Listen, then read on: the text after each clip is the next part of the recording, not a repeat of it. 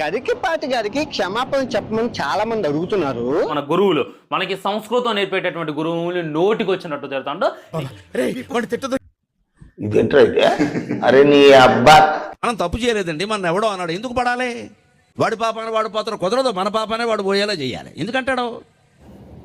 ఏంటి ఇప్పుడు అసలు నీకు ఎందుకు ఇవన్నీ ఎందుకు?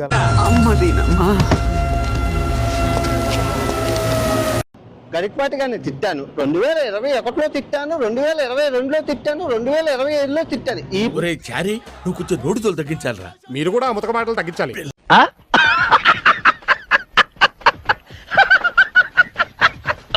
మన సంస్కారం ఎంత దిగజారిపోయింది అంటే దాని గురించి ఎవరు అడగకూడదా? నేను మాట్లాడవలసిందే మాట్లాడుతున్నా.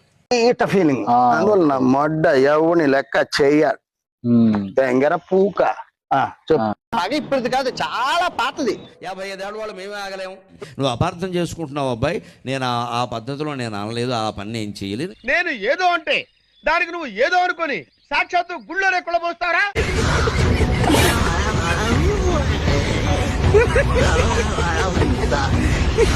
ఆడవాళ్ళకి స్వేచ్ఛ ఉండాలి. ఈయన ఎవరో చెప్పడానికి. ఇదా స్వేచ్ఛ?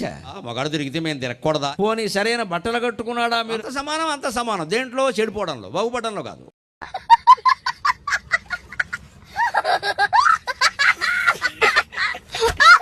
వదలను. 2026లో తిడతాను, 2027లో తిడతాను, 2028, 2030 ఆయన చచ్చినంత వరకు తిరుగు.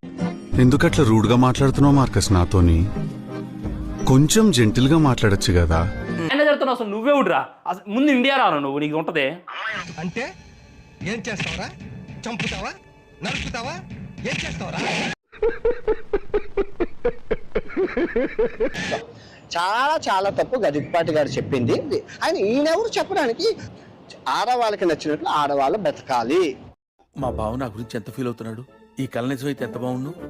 ఈయన క్షమాపణ చెప్పినంత వరకు నేను వదలను. మీ సంస్కృతి సాంప్రదాయాన్ని మీ గుడ్డలో పెట్టుకోండి కావాలంటే. గాలికి పోయే కప్ప గుట్టకి తగిలించుకోవడం ఇదే.